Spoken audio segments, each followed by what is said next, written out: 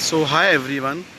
जो आज का लेक्चर है वो है इस कहानी का ना, ये कहानी नहीं है, निबंध है ये। इसका नाम है पाप के चार हथियार। तो इसमें लेखक ने निबंध का मतलब क्या होता है? निर्बंध, जिस पर कोई बंधन ना हो उसे हम क्या कहते हैं? निबंध कहते हैं।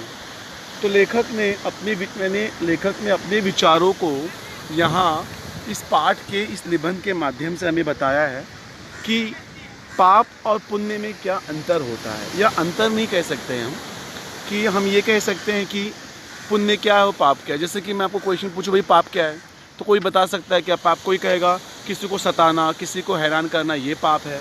लेकिन ये पाप नहीं, ये तो अपनी अपनी कल्पना और अपनी अपनी सोच होती है। पाप और पुण्य ऐसा कुछ होता ही नहीं है, सिर्फ लोगों की ये क्या होती है? सोच होती है। तो यहाँ लेखक ने यहाँ पाप के बारे में कहा है, यानी उन्होंने अलग अलग एग्जाम्पल दिए हैं। वो कहते हैं कि समाज में अब तक कितने समाज सुधारक आए और कितने गए, लेकिन कोई समाज को पूरी तरह से सुधार सका है क्या? आज तक नहीं सुधार सका है। यानी वो कहते हैं कि जैसे कि गौतम बुद्ध आए, जीसस क्राइस्ट आए, साईं बाबा आए, मोहम्मद पैगंबर जी आए, गुरु नानक देव जी आए, पता नहीं कितने कितने कितने लोग आके गए, लेकिन कोई समाज को सुधार सका है क्या? हम ये नहीं कह सकते हैं कि भैया समाज सुधर गया है। ये पाप को रोकने वाले लोग इस समाज में आते हैं और चले जाते हैं, लेकिन कोई भी पाप को रोक नहीं सकता है। पाप को रोकना कोई आसान बात नहीं है। अब पुण्य और पाप की बात करें तो लेखक ने यहाँ पाप के मुख्य चार हथियार बताए हैं। हथियार मतलब क्या? वेपन। अब लेखक कहते हैं कि पाप का जो सबसे पहला हथियार होता है वो क्या होता है उसका? कि ध्यान ना देना, उपेक्षा करना किसी की। दूसरा हथियार क्या होता है उसका? कि उसका जम के विरोध करना। तीसरा हथियार क्या होता है? श्रद्धा होती है। और उसका सबसे ब्रह्मास्त्र, सबसे बड़ा हथियार उसका होता है कि उसके शरण में आ जाना। ये पाप के चार हथियार हैं। जैसे कोई भी बात हम देखें तो सबसे पहले जब कोई बात बनती है या होती है तो उसे हम लोग क्या कहते हैं कि भैया, जैसे कोई नई चीज़ बनती है तो सबसे पहले लोग क्या कहते हैं कि अरे हट, ऐसा कुछ लोग ध्यान नहीं देते हैं। कोई नई चीज़ बनती है, बाद में क्या करते हैं? उसका मजाक उड़ाते हैं, बोलते हैं अरे ऐसे कैसे हो सकता है, ऐसे तो पॉसिबल नहीं है। उसके बाद फिर क्या करते हैं? उसका जम के उसकी चुगली करते हैं, निंदा करते हैं, उसके पीठ पीछे बहुत निंदा करते हैं। अब ये निंदा का फ़ायदा किसे होता है? सिर्फ़ और सिर्फ किसे होता है? जो इसका पुण्य का काम करने वाला, जो अच्छा आदमी होता है उसे होता है। लोग सोचते हैं कि भैया ये सब लोग मिलकर इसको बदनाम क्यों कर रहे हैं, ये सचमुच इतनी बुरी चीज़ है क्या? तो लोग उसको सोचते हैं और उससे क्या होता है? पुण्य को आगे काम करने का मौका मिलता है। अब हो गया, उसके बाद क्या करता है वो? जब पाप जान जाता है कि भाई सत्य से, पुण्य से मैं जीत नहीं सकता हूँ, तो वो क्या करता है? उसकी शरण में चला जाता है। और याद रखना, बड़े बड़े लोगों का अब तक का पतन हुआ है तो वो उनके नज़दीक के लोगों ने ही किया। जैसे मैं आपको उदाहरण दे सकता हूँ रावण का अंत हुआ किसके वजह से हुआ? रावण का अंत, रावण को हम देखेंगे तो राम से काफ़ी सुपीरियर था, राम से काफ़ी शक्तिवान, काफ़ी बलवान था, लेकिन उसने क्या हुआ? वो हमेशा राम से हार गया। क्यों? क्योंकि उसका भाई विभीषण राम के साथ था। कहते हैं ना, घर का भीधी लंका ढाए। अब यही होता है कि जो हमारे साथ रहता है वही हमारी निंदा करता है, हमारी बुराई करता है। और जो पाप होता है, पाप का मुख्य काम क्या होता है? कि वो सत्य को हराना चाहता है। इसलिए सत्य के साथ क्या करता है? वो धीरे धीरे क्या करता है? उसके साथ दोस्ती करता है, उसका हमदर्द बनता है और उसकी क्या करता है? वो जड़ें काटना शुरू करता है।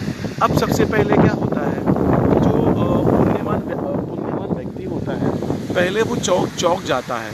वो सोचता है अरे ये ऐसे कैसे हुआ, इसका दिल कैसे बदल गया।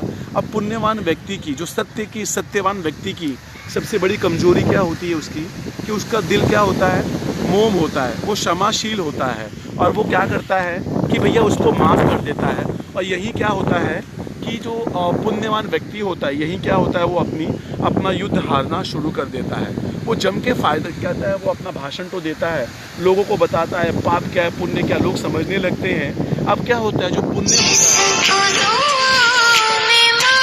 होता है, पुण्य जान जाता है कि भैया अब ये हो नहीं सकता है, तो पुण्य अब पाप क्या करता है, पाप फट से क्या करता है कि अपनी चाल चल देता है और क्या करता है, सबसे ब्रह्मास्त्र को चलाता है। उसका ब्रह्मास्त्र क्या होता है कि भैया अब वो जो पापी व्यक्ति होता है वो पुण्यवान व्यक्ति को एक बारे में क्या करता है, लोगों को अच्छी अच्छी बातें बताता है। वो बोलता है अरे ये महान है, इनके काम बहुत अच्छे अच्छे हैं, इनके काम बहुत बड़े हैं, और उनकी मूर्तियाँ बनाना शुरू करता है। मूर्तियों के साथ उनकी पुस्तकें बनती हैं, उनके मंदिर बनते हैं, उनके गिरजे, उनका चर्च बनना शुरू होता है, उनके मठ बनना शुरू होते हैं, उनकी मस्जिद बनना शुरू होती है। और जो पुण्यवान व्यक्ति होते हैं वो क्या हो जाते हैं, चुपचाप इन बातों को देखकर वो खुश होना शुरू होते हैं कि अरे चलो ये पापी आदमी सुधर तो गया, इसने क्या किया, मेरी बात को मान तो लिया। लेकिन पापी आदमी कभी सुधरता नहीं, पाप कभी सुधरता नहीं। पाप सिर्फ क्या करता है, पुण्य को भटकाने का काम करता है। और फिर क्या होता है, पुण्यवान व्यक्ति यहीं अपना युद्ध हार जाता है और चुपके से क्या होता है, पाप अपना काम करता है और धीरे धीरे क्या होता है, लोग उस व्यक्ति को भूल जाते हैं, सिर्फ उसके कार्य को याद रखते हैं। उसके बारे में बड़ी बड़ी किताबें लिखी जाती हैं, बड़े बड़े धर्म ग्रंथ लिखे जाते हैं, बड़े बड़े क्या होती है ताबीज़ें बनती हैं, बड़े बड़े लॉकेट बनते हैं, लोग उनके गले में पहनते हैं, लेकिन उसके बारे में कोई सोचता नहीं है। और यहीं आके क्या होता है, पुण्यवान आदमी जो होता है वो क्या होता है, यहीं हार जाता है और यहाँ सत्य की हार हो जाती है और जो असत्य होता है वो जीत जाता है। पाप यहाँ जीत जाता है।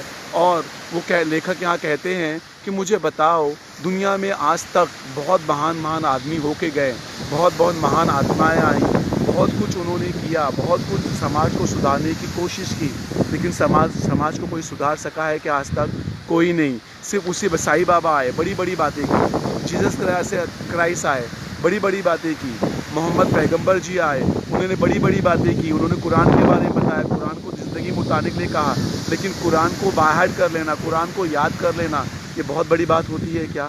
नहीं, बल्कि कुरान को अपनी ज़िंदगी में उतारना सबसे महत्वपूर्ण बात होती है। जैसे मैं कहूँ गीता का श्लोक, यदा यदा हि धर्मस्य ज्ञानलवति भारत अभ्युत्थानम् अधर्मस्य तदानीन्तनं सृजाम्यहम्।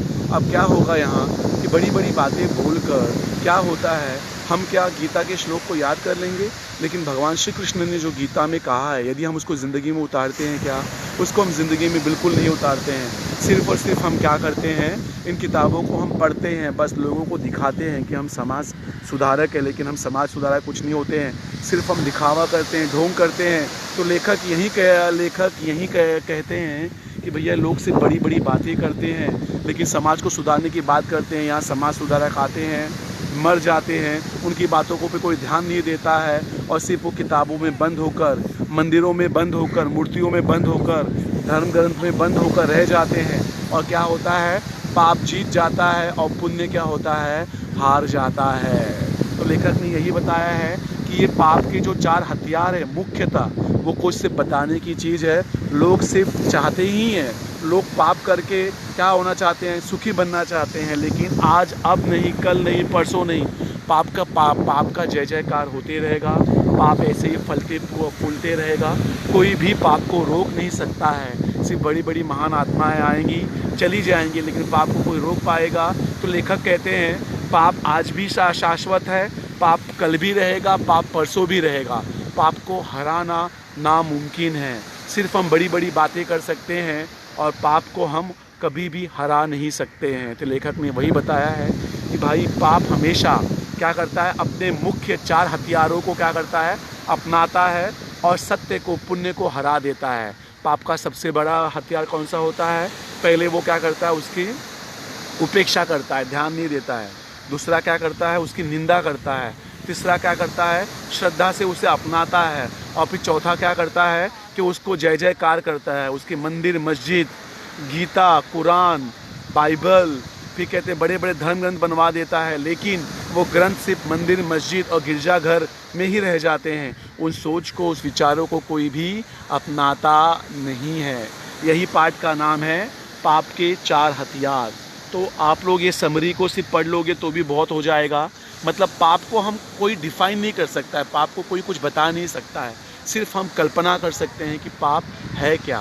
पाप कुछ नहीं है, पाप हमारी और आपकी सिर्फ और सिर्फ सोच है और कुछ भी नहीं है।